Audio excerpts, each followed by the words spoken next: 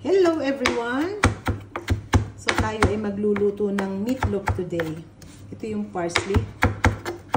Meron po tayong 1 kilong beef dito na ito yung ating gagamiting meatloaf. Meron tayong sibuyas na isang buong malaki. Leia and Perens or Worcestershire. Ang hirap bigkasin. Ayan. 2 teaspoon po. Yung ating parsley, 4 cloves of garlic, 1 egg, saka ito pong white na tinapay na nilagyan ko ng milk. Ayan. And for toppings, ito po yung gagamitin ko. Meron po tayong 1 tablespoon brown sugar, tapos 1 tablespoon na ketchup. Nakalimutan ko pero 1 tablespoon din po na mustard. So yan, ilagay natin yung konting butter. Translucent lang po natin itong ating sibuyas. Palalambutin lang natin ng konti. Lagyan natin ng salt. I-add on our garlic. Okay na po ito. I-set aside lang natin for later.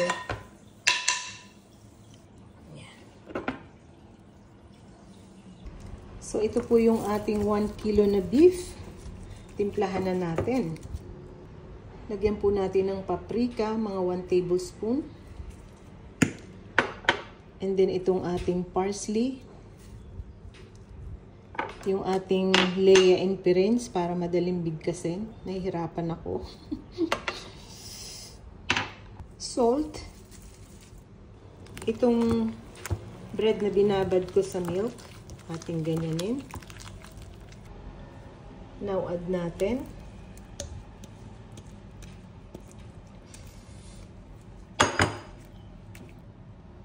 Lagyan natin ng isang itlog.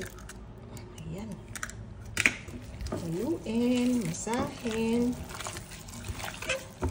Mas mabuting mag-gloves po kayo para mahalo nyo mabuti itong meat. And then, i-add na po yung ating onion and garlic. Bango. So, ito na po. Ilagay po natin sa ref ng mga 30 minutes bago nating hulmahin at ilagay sa oven. Habang nasa ref po yung ating meat, gawa po tayo ng sauce na pang topping. Yan yung ating ketchup, yung ating brown sugar, at yung ating mustard.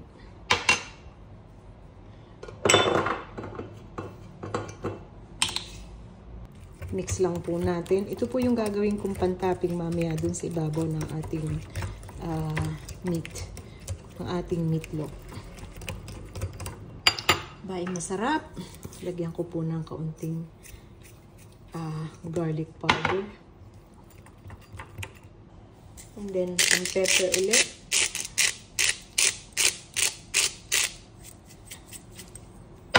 Haluin lang.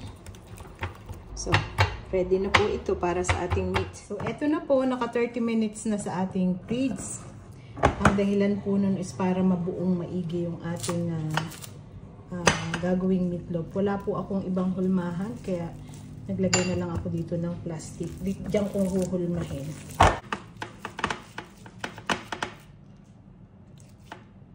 Ayan, na-form na natin. So, ilagay na natin sa paglulutuan.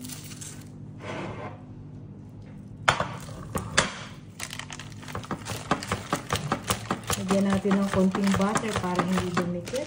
Saka ko po ita-transfer dito yung ating meat. Ayan. Transfer natin yan. O, di po ba? Nahulma natin ng maayos.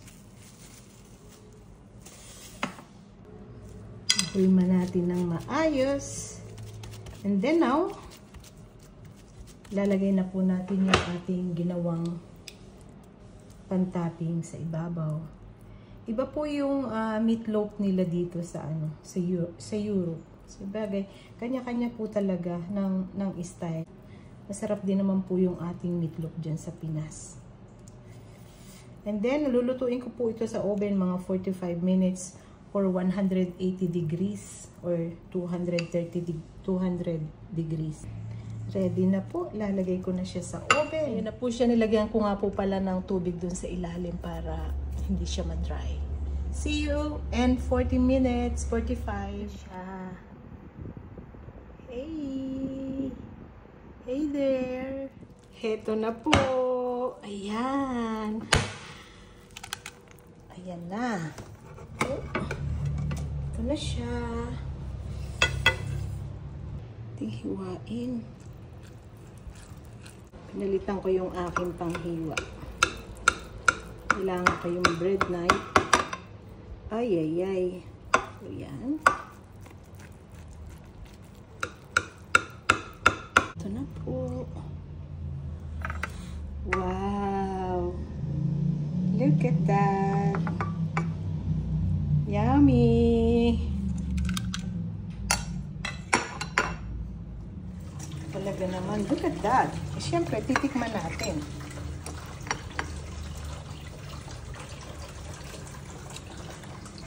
Mamma mia. Look inside. Kain po. Open your mouth.